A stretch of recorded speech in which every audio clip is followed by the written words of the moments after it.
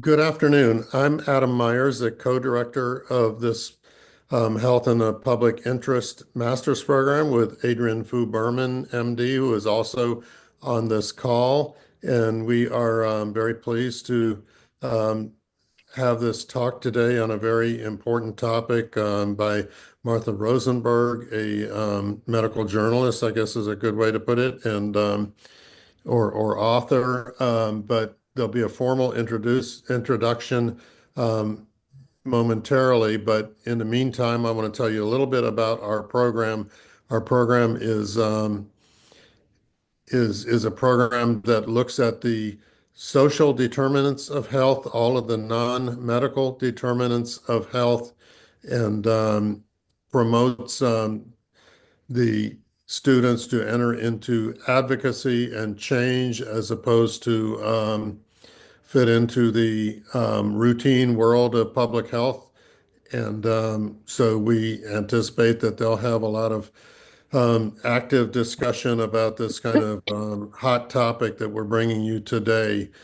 You can see our program in the website that Jenny has put into the chat and or is going to put into the chat. And let me just tell you a little bit about how the seminar is going to run. We're going to start by the introduction, um, the student introduction by Callie, and then Martha will speak for roughly 45 minutes, 40 to 45 minutes, and that leaves lots of time for talk. Callie will moderate the discussion period, first starting with student questions and comments, and then moving to the larger audience. We have 47 participants already. It's growing by the second, so I'm hoping that people will be brief in their questions. And Martha, if you want to get in a lot of questions, you should also try to keep your answers concise to you be the judge of that. But we want to get in as many questions as possible. So with that, I turn to Callie for the introduction. All right. Thank you all for coming today. I am pleased to introduce you to our speaker, Miss Martha Rosenberg. Miss Rosenberg is a reporter, author, and cartoonist based in Chicago. She studied philosophy and writing at the University of Illinois before beginning her impressive career in health reporting and writing for outlets such as the British Medical Journal, Consumer Reports, the Los Angeles Times, and the Boston Globe. Additionally, she has written and contributed to multiple health-related textbooks, and her work has earned her awards in journalism, advertising, and creative writing. A fun fact about Miss Rosenberg is that before becoming a health reporter, she wrote satire and humor for the National Lampoon, and she still enjoys drawing cartoons today, which you will see in her presentation. So, with that, I will pass it over to you, Miss Rosenberg. Well, thank you, Kelly, and thank you, Dr. Myers and Dr. Hugh Berman for this wonderful program. And thank you, students, for pursuing health in the public interest, which is so important these days. We really need you in this field. And so I thank all of you. So we're going to talk about the GLP-1 agonists today, which of course are the Wegovy and Ozempic and the different weight loss drugs that have become a Wall Street boom. And it's one thing that Callie didn't mention that is important in my perspective is I spent quite a bit of time in the advertising business. I worked for McCann Erickson, which is one of the top ad agencies in the world. I made TV commercials. I made radio and print ads. So I know a lot about marketing. I also studied in medical school in pharmacology. And the combination of my ad background and my medical background makes me really appalled at some of the medical marketing that I see. And specifically the GLP-1 agonists ignore the role of fast food marketing in the obesity we're experiencing. They also ignore conflict of interest marketing, which is to say the manufacturer of a product cannot be the one who's telling you how good the product is. And I always use the example that the news media would not say America runs on Dunkin' on behalf of Dunkin' Donuts, but they literally, with the GLP-1 agonists, are repeating the manufacturer's claims. So I have a lot of slides that show this firsthand. So let's go to the first slide, please, Callie, and excuse me, Jenny, and we'll talk about the history of diet drugs. It's not been a good time for drug makers. Diet drugs, as you see here, in the 90s, fen, which was sort of the GLP-1 agonists of the 1990s, ended up causing deaths and cardiovascular issues. It was withdrawn. It was followed by Meridia, which was also withdrawn. And in 2012, a little over 10 years ago, the drug, they tried again with a drug called Belvic, which was withdrawn because of cancer links. Now, the first two drugs had cardiovascular risks. The last one had cancer risks, but in all cases, the diet, as they say now in advertising space, the diet space has been really challenging for drug makers. Okay, so let's go to the next slide, please, Jenny. Now, there's many well-known drugs that we took for a long time that then they just discovered that they weren't so safe after all. And Darvon is one example. Obviously, the drug in Sudafed is an example, but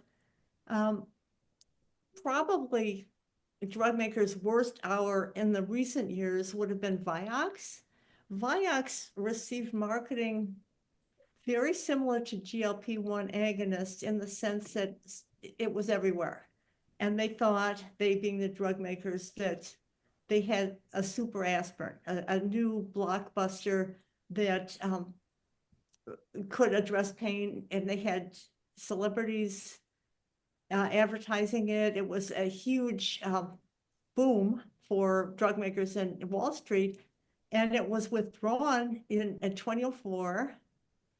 It caused 38,000 fatal heart attacks. And so that's why, as a former ad person, I'm very cynical when it comes to advertising drugs, especially before we know the truth about them. And of course, GLP-1 agonists are a case in point. We don't know. And so you can see here, Vioxx was the poster drug for caution, that we didn't know, we being drug makers, that it was dangerous. But you see also the PPAs, you can see a lot of names here that were very highly advertised until they weren't. And as you might guess, I'm not a friend of drug makers, but what they do is they build the settlements, injury settlements, into their pricing. And so they knew, sometimes they know, well, this might tank, but let's sell it anyway, because we've covered our financial selves with this. And I have to say too, that when there are settlements, $1 million settlements for injured people who took these drugs, they include a gag order, so that we never hear that, like, oh, it killed my son, but I got $5 million and I can't say anything. And so I'm very cynical about this. Let's go to the next slide, please. All right, so obviously obesity is getting worse. I think COVID didn't help. But if you go to a college campus today on Parents' Day, you will see that kids today are twice the size of their parents. And so what we have is many factors going on. I think one factor was COVID, and I think people isolated, they ate too much, they were depressed. I think the cell phone revolution has made people sedentary. But the big factor to me, because I'm an older person, is some of the availability, ingredients, and marketing of fast food. And what I mean by that is that we can see all the ads, it seems, on TV are either for for the drugs, ask your doctor, or for food. And the fast food ingredients has changed, its availability has changed. And people could just pick up their phone and receive a delivery of stuff they shouldn't probably even be eating. Vending machines are everywhere, and it's really easy to be fat. And I mentioned here in this slide about UK. No, in the next slide, we're going to look at how the United Kingdom has addressed this. But we, being those of us in the US, are really among the fattest people. And I say here, Kuwait, Egypt, and Qatar are the only developed countries who are fatter than we are. Okay, and I really believe that one culprit is a high fructose corn syrup, which when I was growing up, which was more of the 70s, it wasn't in all the food as it is now.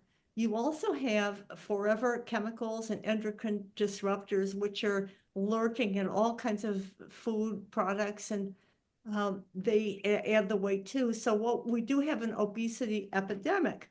Now, the fat acceptance movement kind of addressed that. And there was a lot of this, I was born large and I'm still large and don't discriminate me and against me. And certainly there's genetic aspects to weight and size.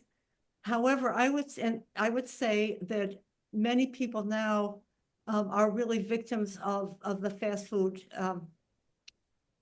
availability, marketing, and ingredients. And it is not healthy to be obese. It's not healthy for the people. They shouldn't be discriminated against. Certainly some people have those genes that retain the weight, or they have genetic proclivities or even health problems. But I would say, just living in this country, that most people who are now obese or overweight are just plain victims of fast food. And I don't blame them, because as I know from my own life, advertising works. Next slide, please.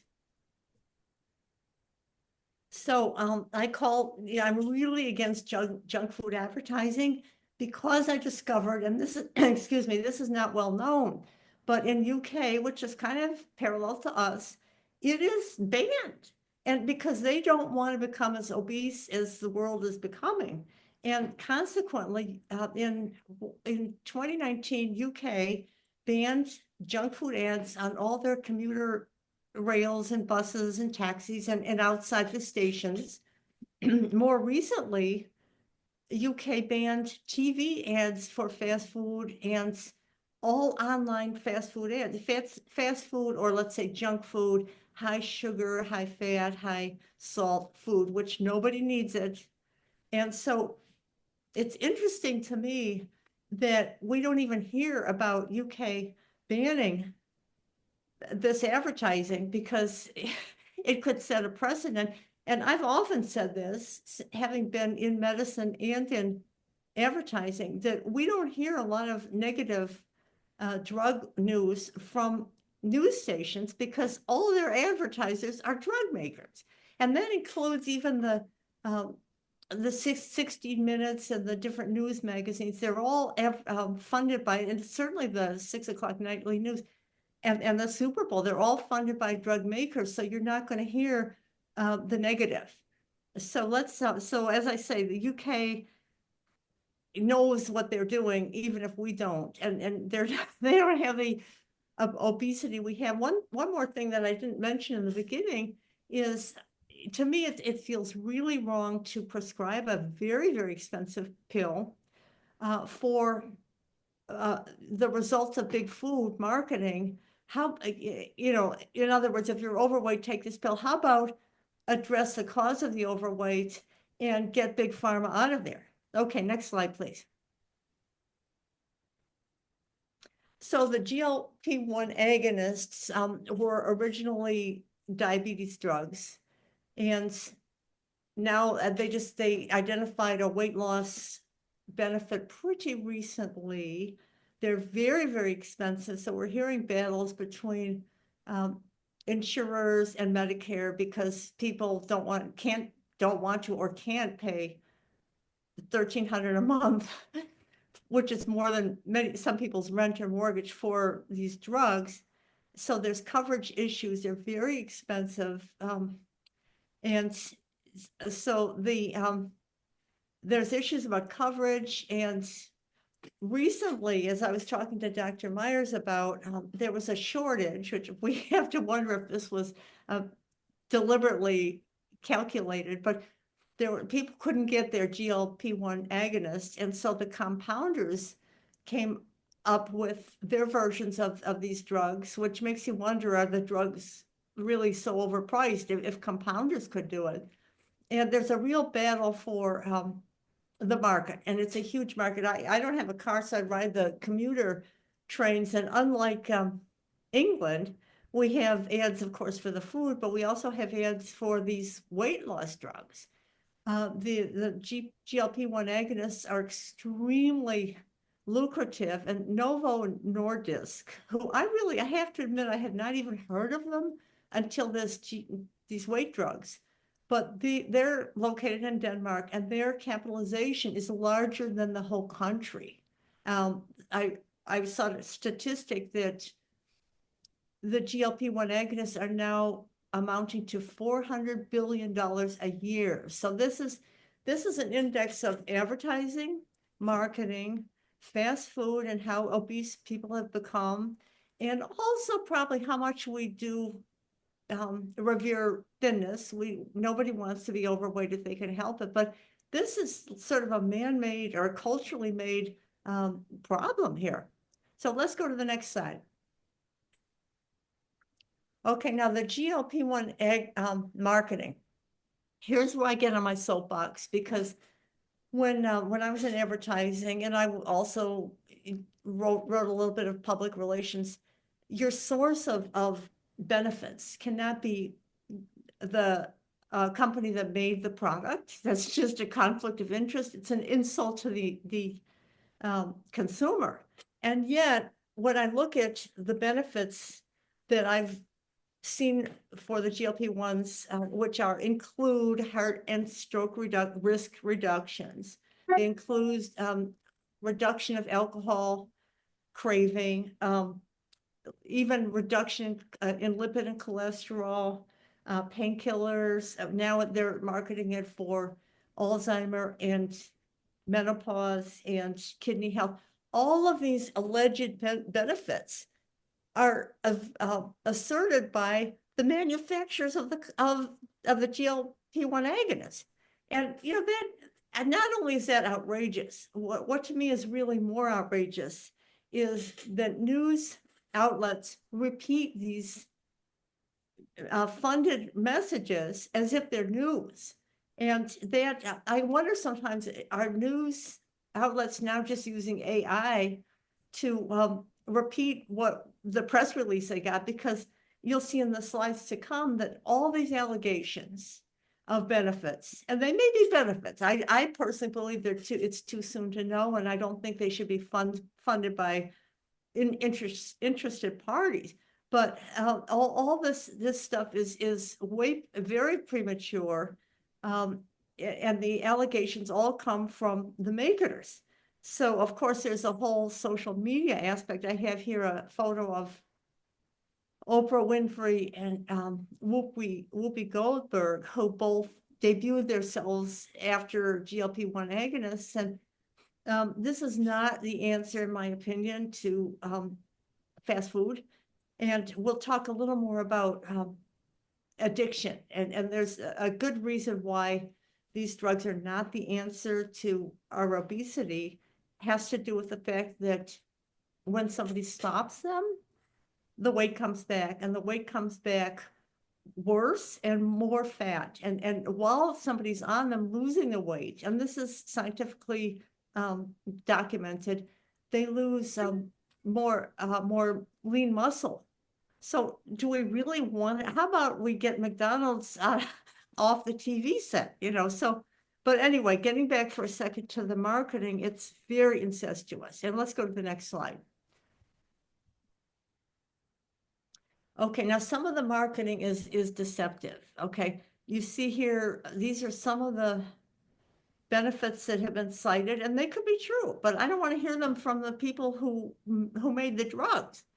Okay, I've seen marketing that is just wrong. Okay, like for example, when these GLP-1 agonists first debuted, they were sometimes linked from other sources to suicide or depression. And so here comes the GLP-1 agonist manufacturers actually saying not only is that not true, they're actually antidepressants, de facto antidepressants, which is just a lie. Okay, it's a market. No, I'm not going to say it's a lie. It's a marketing claim. Colon cancer was found to be less in those who were taking the GLP-1 agonists. Probably it's hypothesized because because it's fat related, colon cancer, they lost the fat.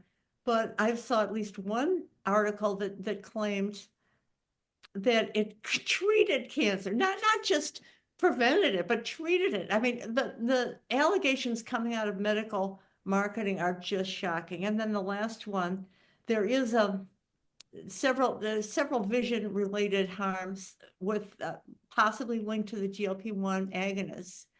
And one of them, I don't know the technical name, but it manifests as blindness. And somehow these manufacturers turned around and said that these drugs will lower the risk of glaucoma.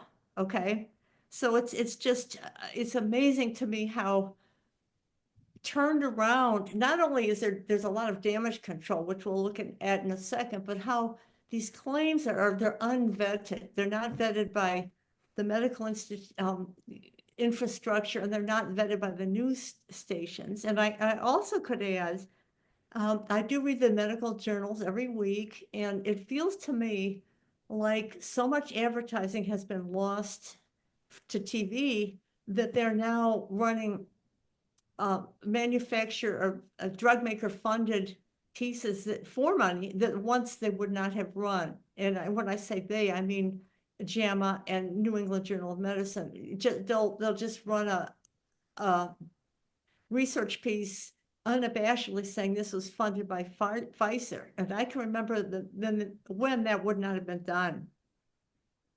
Next slide, please. Okay, so here are some of the claims that we see that have helped propel this huge boom. And okay, the alcohol reduction, addiction to alcohol or opiates is said to be cured. And of course, I have to add that, but these drugs are also addictive. So have you really switched rooms on the Titanic? But nonetheless, the alcohol allegations, you can see in the red, all the authors that claim this worked for drug makers. Okay, below there, we have lipid lowering, that would be cholesterol. No need for them if you take these drugs. Well, look who wrote this, Novo Nordisk. And then we have another allegation. Okay, now this is more damage control. It's saying here that that there's no suicide links found. Those outside of the drug maker world, they were found. And here again, who said that there's no link? Well, at least 10 or 15 drug makers. And then we have, the allegation that there's a lower risk of glaucoma. And, the eye risks. Again, these authors, there was a time when you couldn't have research in a medical journal or in the medical press that had this thicket of conflict of interest funded researchers. And I also have to observe that when I did research for some of this, when I find a researcher who's very pro GLP-1 agonist or doing damage control against their possible risks, when I don't find the researcher is funded by the manufacturers, the whole institution is funded by it. So in other words, they don't have to list it because the whole institution is funded by it. And a case in point is Oxford University, who literally has a partnership with Novo Nordisk. I mean, they don't even hide it. Okay, let's go to the next slide. Okay, so some negative has come out about GLP-1 agonists, and right away, your funded researchers or even your funded medical centers leap in with damage control, okay? And of course, maybe a year ago, we heard a lot about suicide. I wonder if they paid people off. And then here we have, there's two about suicide here. The third one, and I've interviewed surgeons who confirm this. There's a very large risk of aspiration during surgery because of how slow the food moves through the stomach or the intestines because of these drugs. And so again, we see her damage control. They're not linked to post-op aspiration. Data suggests, whose data, and then here at the bottom, we have the smoking cessate. Oh, that was an allegation from the drug makers that this will help you stop smoking.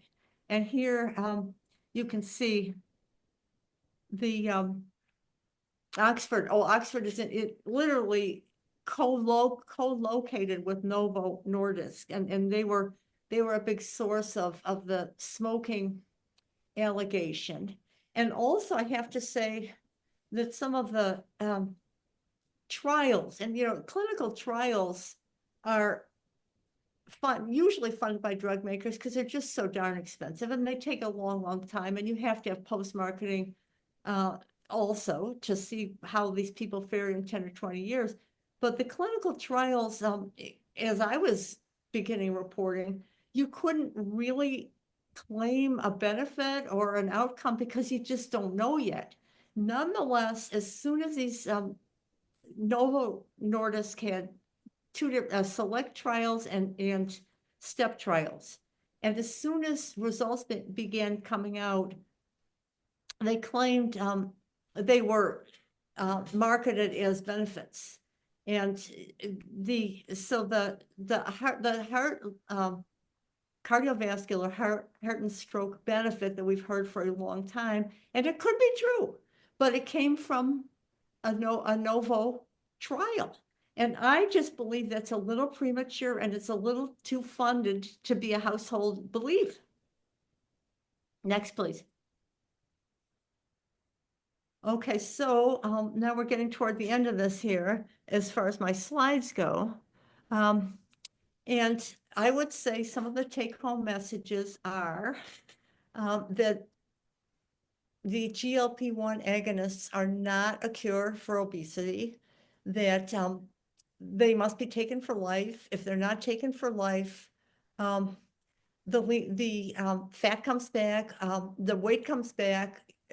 Several doctors have said that it actually is worse than before the person took these drugs. And also, I might add too, the kids are being given these drugs. The pediatric associations who get, well, most medical associations have funding from drug makers. So I'm not just pointing out pediatric, but they look at a kid whose parents are maybe giving them the bad food and they're fat.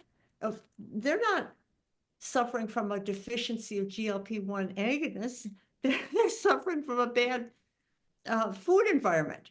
But anyway, so the first issue with these drugs, why I'm against them, is the addiction. I mean, nothing I've read has claimed that they're not addictive.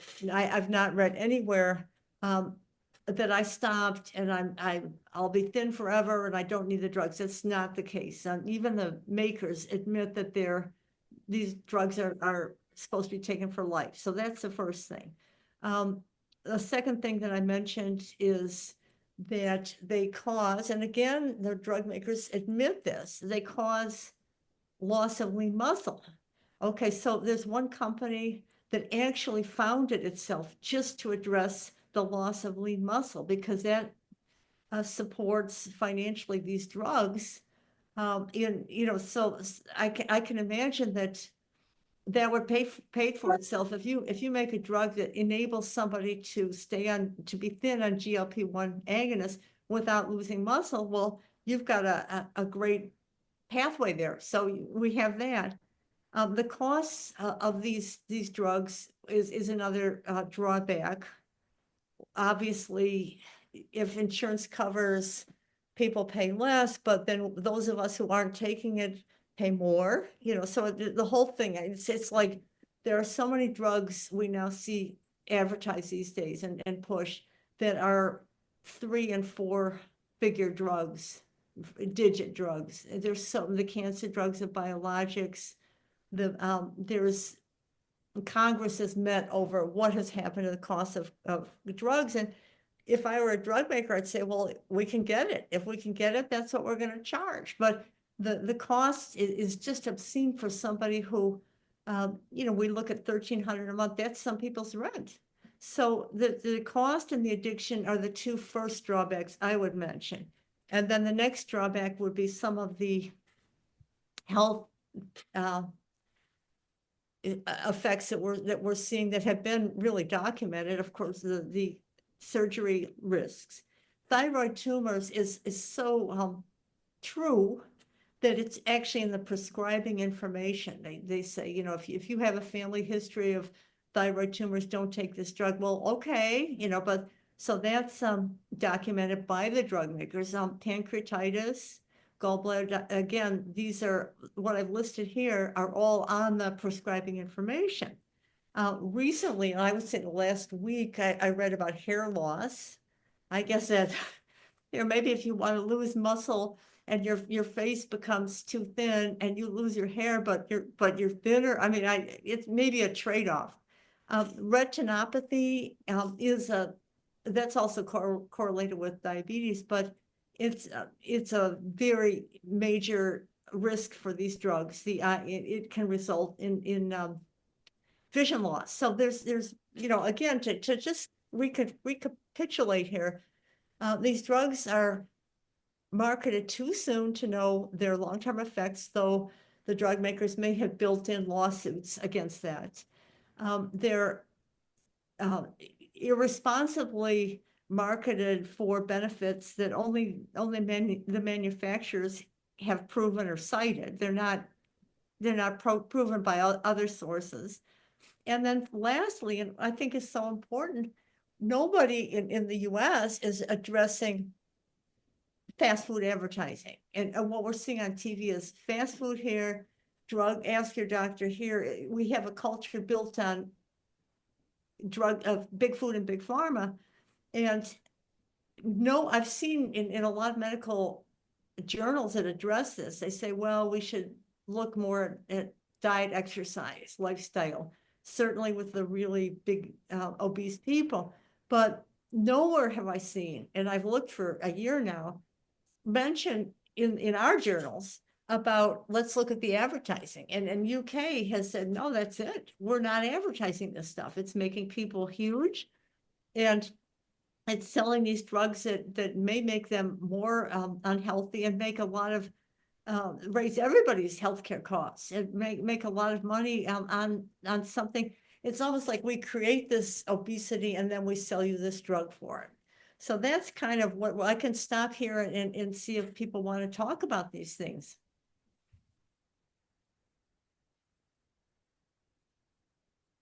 Okay, awesome. Well, we are now going to move on to our question portion.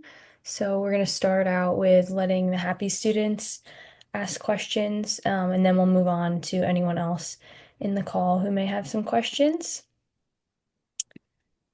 And then all right, Abrielle, we'll start with you. Thank you so much for this talk. I was wondering if there was any moment in your career that pushed you to advocate for awareness on this topic, and if you can point to any particular cultural moments that you think made GLP-1 agonists, the new answer. Very interesting. Well, two different things I could say to that. And is it Adela or what's her name? Abrielle. Abrielle, I read it wrong. Yeah, two different things, Abrielle, that made me think about this. First of all, when I was working with the ad agencies, I was told by my supervisor to tell people to start injecting diabetes drugs instead of taking them orally. And I didn't know the medicine involved, but I asked the supervisor why. I thought there was a medical reason. And she just said, we make more money. Okay, so that kind of ended my infatuation with the ad business. I think culturally, we've become, I think the nation is still depressed from COVID. I think they're very isolated. I think many people ate too much. And I think that the hangover from COVID has propelled this. We all want an answer. We all want, so culturally, I think that's what's going on. I think it's a delayed reaction. Thank you. While we wait for some more happy students, I have a question myself as well. What do you think, considering we have medical journals even, pushing these GLP-1 agonists, what role can journalists play in trying to combat this? Well, I think all of us who are looking at this, especially the happy students, need to expose some of the things I have here, which would be, first of all, who's funding these messages? Okay. I can't even, well, okay, I would say first, and secondly, I would like to see more attention in your reporting, if you students are reporting it, interviewing people who have had bad results. Like, for example, Amy Schumer, she's a comedian. And I didn't put this in my slideshow, but she had a very bad reaction to it. And there, I think, I could be wrong, I think there have even been deaths. So I would say follow up with patient testimony, which of course the news stations don't want that. But I would say interview with surgeons. I interviewed a few surgeons quite a while ago, and they said, yeah, this is a real operating room problem. And so that would be another thing. And obviously hidden profit centers. I'd like to know, I was appalled when I discovered that Oxford is partnered with Novo North. Doesn't that make a mockery of medical school? So that's what I would say on that. All right, Hannah. Thank you for your presentation. You talked about this a little bit, but I was just wondering if you could discuss how social media and celebrity endorsements shape the perception of these drugs and kind of push a certain narrative about it. Well, sure. So, we saw the photos of Oprah and Whoopi, who were of size, okay? And so they debuted, I think that was at the Emmys or the Oscars, they debuted new bodies. And that's, of course, social media and celebrity. I think that I could be wrong on this, but I think this Elon Musk also used them, and he's like, oh, I'm thin now, I'm handsome. So obviously celebrities are doing it for their own reasons. I don't even think they're being paid. He doesn't need to be paid, but I don't think they're being paid by the manufacturers. But we're very body conscious. I find it an irony that we're very body conscious, okay? But we're also just wolfing down fast food. And it's a perfect storm for drug makers. It's like, you want to look like this, but you want to have your Big Mac. Well, hello, So I think that social media is the other thing too, Hannah, is we're all, as a nation, we're very impatient. I used to make a joke, Americans won't wait. I mean, you go to England, there's a long queue. Everybody's really patient to get on the bus. We don't wait. And so I think what we love about the GLP-1 agonists is how quickly they work. And people will say, I lost 40 pounds in 4 months or something. So we love that. But that, of course, we don't know what the long-term side effects of this are. And so, it's but social media is certainly a factor. Now, I don't go on TikTok or even though so many of those myself, but I think that they're swarming with images. We all want to look like, someone else. And I got a kick out of this. Who is that? Jennifer, the one that did Boots Are Made for Walking, Jennifer Simpson or something Simpson. And she did an interview this week with New York Times, maybe last week, or maybe the Wall Street Journal. And she said she gained 180 pounds during her pregnancy. Okay, I mean, so this is what pushes this message. It's like, well, that's a lot of weight, but you could lose it in 6 months, so thank you for the question.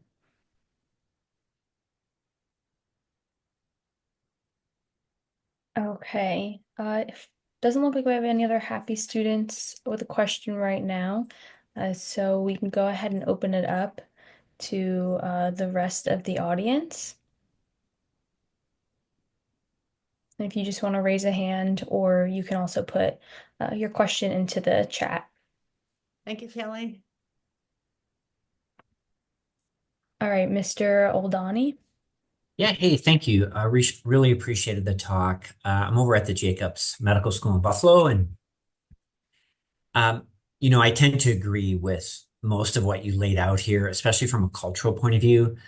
I guess my major concern is that often, the GLP-1s clearly for diabetes and some other indications that they've received do have some appropriate uses. And I guess what always worries me is the hype that pharma, drives through advertising, word of mouth. You brought up social media. And then some of these products, they don't get used appropriately. And I guess that's just my comment. I went to a diabetes talk here where, everything we discussed about prevention was sort of usurped by the GLP-1s, and that promise.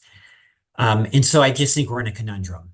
And it's happened with even some of the drugs on your list that were pulled from the market. Some of those could have been really important drugs if used appropriately. And I think that's one of the issues with the GLP-1s. And I agree with most of what you laid out here, I guess.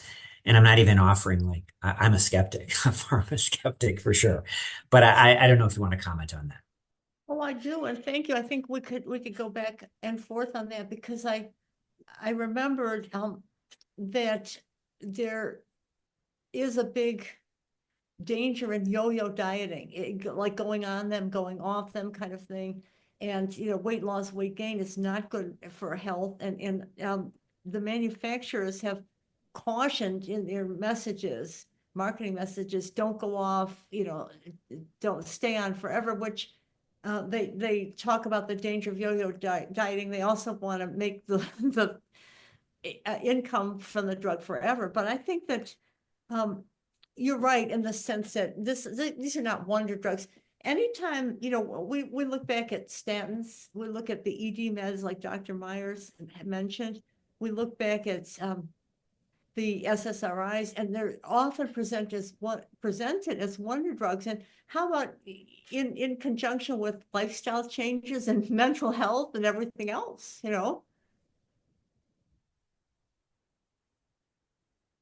Yeah, thank you. Thank you. Thank you. Hey, Dr. Zuckerman.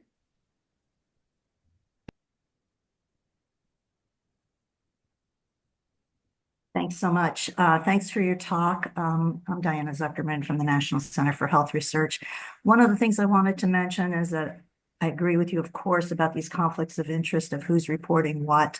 But I also want to mention that that's kind of inevitable because who else is going to be paid to do these studies and to do these reports? But that's why we have to look at the data more carefully, and nobody's doing that. So, for example, if it's reported that cardiac events are reduced 20% by taking one of these drugs, but it's actually reduced from 8% of people in the placebo group to 6.5% of the people in the drug group. That may be a 20% decrease relatively, but in terms of absolute value, it's 1.5%, and that isn't very exciting for most people. So when it's reported in a way that makes it sound more important, by the company in their press release, and then the media picks it up and nobody questions it. That's a real problem. Thank you. Well, let me ask you something, Dr. Zuckerman. At your institute, are you addressing any of these questions? Yes, we've reported them on an article on our website. We've talked to members of Congress and their staff about it, especially as they were considering, whether Medicare should pay for it.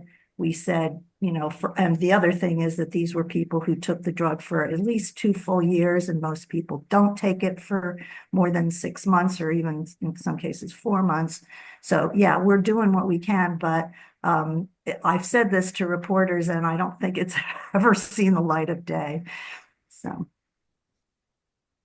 Is it your impression, in your field, you're looking at the statistics, that the pricing is just arbitrary?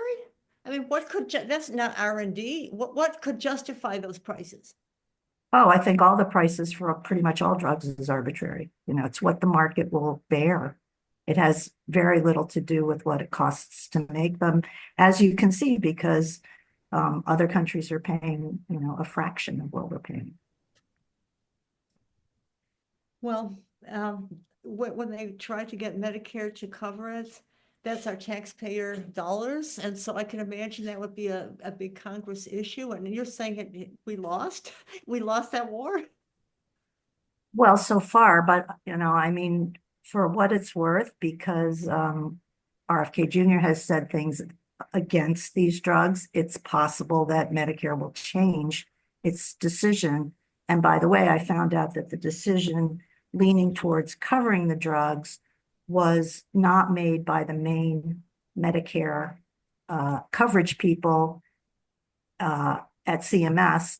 It was made by some separate group that they rely on for injectable drugs. So it's easier, I think, to get an injectable drug paid by Medicare than it would have been if it had been pills, because then the main coverage people at Medicare would have looked at it. Well, and one more comment on that I'm sure all of us have seen that the injected drugs, which are biologics, TNF blockers, and monoclonal antibodies, are the most lucrative medications for bio startups to pursue. And I don't like them because I don't feel they address general public health issues. I think they're very narrow, very specified, very lucrative. And yet we see more and more of the biologics. And they're very lucrative for the doctors too. Or the hospitals, or whoever the facilities are, get paid a lot of money for an injectable that would not be paid for the pill. I always remember this fact that the most lucrative drug in the last 20 years has been Humira. Okay, and Humira is kind of the poster child for this unethical marketing that we're seeing. When it first debuted, it was highly correlated with lymphoma in children, and it addressed eczema or something, and it was sort of like a balance of risk benefit that nobody looked at because they were so lucrative. And I might add, up here in Chicago, where I live, AbbVie was part of Abbott, and they spun off AbbVie just to market Humira, which became the example for all the biologics to be marketed. And it's just, so thank you. All right, Miss Ward.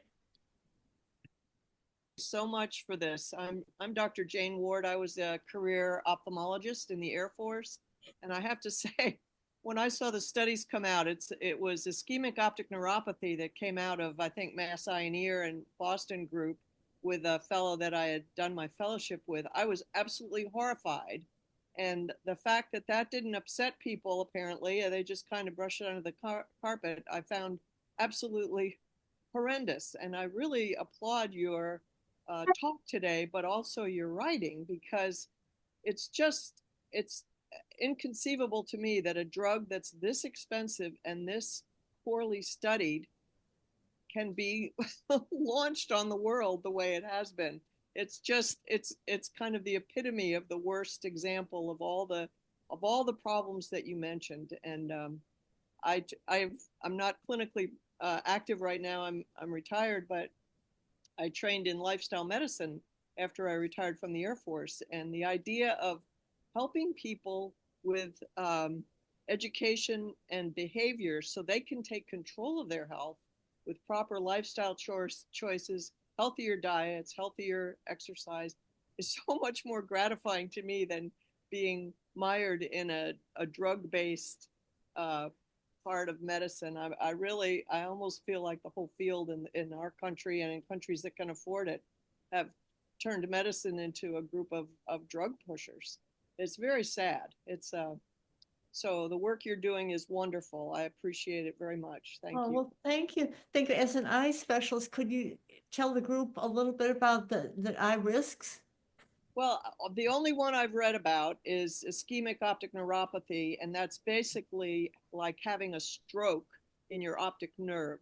So there must be something, and I don't know the mechanism. I haven't read the details of it enough to know why it causes that, but there must be something that causes a raised inflammation or something in the optic nerve that causes the tiny blood vessels that keep the optic nerve healthy. It causes them to infarct. It causes them to get shut off. So it's basically having a stroke in your eye, and it's not a reversible ischemic event. It's not a reversible stroke. Like some of the strokes that you have in your brain, if they're in big enough vessels, and it's a ischemic stroke, they talk about clot busters and opening up the circulation before too much of the brain has been damaged. It's not, I don't believe it's reversible from what I've read. So even if it's in 1 in 1,000 or 1 in 10,000 or whatever risk it's in, there are so many people on these drugs. I went to a bridal shower recently, and all the friends of the mother of the bride and all the women in their 50s at this bridal shower were on these drugs, and I couldn't believe it because none of them were particularly obese. They were maybe, I don't know, 15, 20 pounds overweight or something. It just was appalling to me that they're so commonly adopted. Well, thank you, Doctor. One thing I forgot to mention that most people know this anyway is the FDA is captured. And when I don't say that lightly, the outgoing commish, Dr. Califf, had 51 financial links to drug makers, 51. And so I think what happens with the drug approvals is that the financial backing of all these drug makers sale drugs through approval. I can remember a time when they wouldn't have approved, even if it's rare, the eye condition you're talking about, they wouldn't have approved it at one point, I think. So thank you. Dr. Myers? Hi, I wanted to make a comment about something that's been a string in chat and then ask a related question. So, and Adrian commented on this in chat too. So, substance addiction could be defined as use of a substance obsessively or compulsively, even in the face often of adverse effects or other consequences. And physical dependence, we don't usually use the term physical addiction. Physical dependence refers to the physiological phenomena that are associated with withdrawal from a substance. The presence of those physical changes following withdrawal are indicative of physical dependence. But here's my question. So, granted that that there's a lot of use of these drugs by people that perhaps don't need them, is there any definitive evidence that it meets the criteria of addiction? Oh, the drug, the GLP-1 agonists are addictive. Right. Well, I would just say that That's a good question. On the prescribing information, it doesn't say don't stop taking them. But many of the physicians who write on these topics in the journals and on the medical websites say, don't stop. These drugs are meant for life, or I hate to see my patients stop them. So I could probably come up with maybe 10 sources for you that say they're addictive. So I would say that that statement is more of a money grubbing statement that they worked into this on the basis that if you're taking them to combat type 2 diabetes, that type 2 diabetes is going to return if you stop taking them. So I don't dispute that there's some kind of addictive quality to these, and I think that history will bear you out on that. But I think it's maybe my personal opinion, too early to call them addictive as a term. But yeah, thanks a lot for your talk, and sorry for this this editorial interruption. Well, I appreciate Dr. Mize. Um, Certainly, I almost put in a slide about yo-yo dieting. And there was a manufacturer funded observation that yo-yo dieting is bad for you. Stay on our drugs. And I really did ask myself, is this just a money grab? So I know what you're saying. I'd like to add, if we have the time here, that I know a little bit about alcohol and drug addiction from family that I've had. And certainly we have what is that, naltrexone? How do you say it, Dr.? Naltrexone. Right. Well, certainly that can reduce cravings. And long ago, they had antabuse that would make you sick if you try these drugs or use alcohol. But I do believe spiritual things, non-drug solutions can work. And also I'm an advocate of EMDR for addiction. So I just want to throw that out there. Thank you. Yeah, and just to add to that, there's even 12-step groups for what's referred to as eating addiction, although I'm not sure that that meets the definition either. But yeah, those kind of things are often grouped together, behavioral addictions as opposed to substance addictions. But let's move on. Okay, thank you. Thank you. Yeah. Mr. Alan Castles. Hi, hope you can hear me okay. I'm Alan Castles. I'm in Victoria, British Columbia. When I look at groups and the culture coming at us with heavy duty drug marketing, I always ask, what's the nature of the condition that they're trying to push? And in this case, I think what we're seeing here is a fair degree of sort of heavily sponsored disease mongering around weight. And I would say that, let me qualify that. An example might be in the past when the opioid makers, including Purdue and others, took the concept of pain and kind of wrote the definitions of under which conditions you would treat pain. I think they're doing the same thing. The companies are doing the same thing with weight, and that you have to ask what is the condition we're treating. And I think the BMI, the body mass index, is so unreliable and so misleading. To use that as a kind of marker for what you're trying to treat threatens to put millions and millions of people on drugs. If you looked at the 60 odd people on this call, if you took the BMI of all of us, I imagine it would be somewhere between, average would probably be between 25 and 30. We would all be, by definition, considered to be overweight. That is absurd. That you would take generally normally healthy people, use a marker that's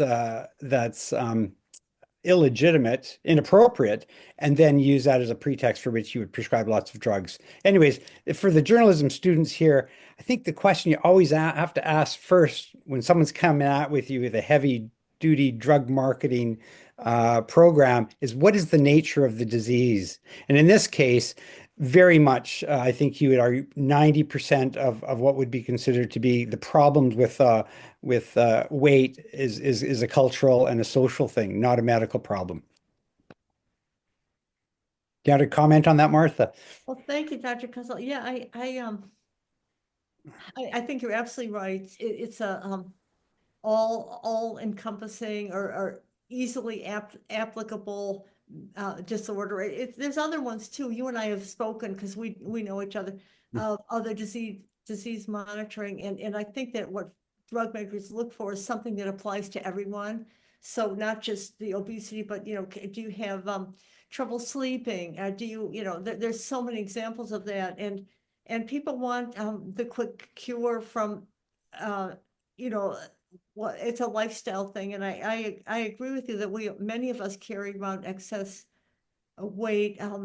I don't believe that one thing we've seen is the sparring between bariatric surgeons and for the very morbidly obese and morbidly obese people. I saw one just yesterday on the bus who couldn't even sit, and that's not what we're talking about. When we're talking about 10 or 20 pounds, I still contend that fast food should not be. I don't think in Canada you permit the advertising we see here for the Wendy's, the McDonald's. Maybe you do, but We do permit advertising of fast food. We don't permit the advertising of drugs, drugs, prescription right? drugs, but we get a fair bit of it over the border anyway. So, Would you compare this GLP-1 agonist mongering to anything else recently that you've seen? oh well, don't get me going. Menopause mongering. I don't know if you've noticed this, but in the U.S. or in Canada, but there is a legitimate or sort of a constant a barrage of stories in the media about menopause and how women are not being properly treated for menopause.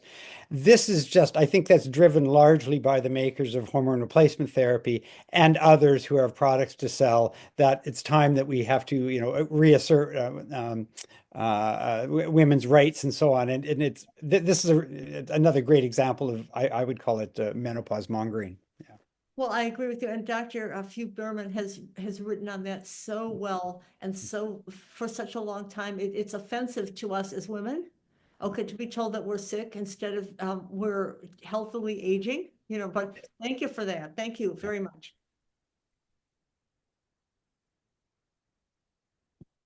All right.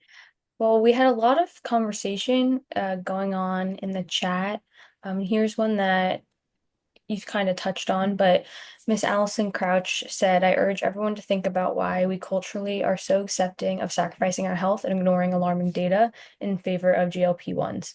What messages have we received regarding being in a larger body? And can you see why we might go to any lengths to shrink?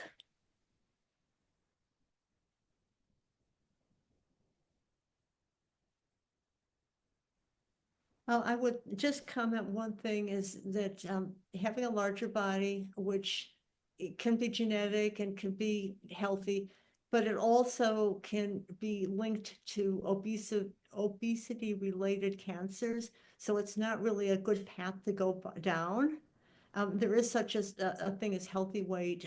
I don't believe people, I get very annoyed when people want to blame larger people and say, well, you're, a glutton or you eat too much or you're lazy, you don't exercise. I really believe the larger people in many cases are victims of advertising. I really do. They're victims of advertising, ingredients, and availability of bad food. So I believe we're kind of running out of steam for live questions, and most of the comments in chat are discussion as opposed to question and answer. So let me thank Martha for a very stimulating and dynamic interaction here today with one of our larger audiences. It was great. Thank you, Martha, for doing this. And I want to mention that we're down to our last 3 seminars coming up, and they're going to be good ones. So please return. I'm already working on next fall's series. I have one lined up and 2 or 3 more that I'm working on. So if any of you all have suggestions, I'm happy to think about and sometimes enact those suggestions. So I'm going to put my email in chat. It's I'll just tell you, so it's so easy to remember. You can address me at physiology@gmail.com. So thank you, and I'll turn it back to our moderator. Thank you, Ms. Rosenberg, for a great seminar today, and thank you everyone for coming. Thank you, everyone, and be well. Be well.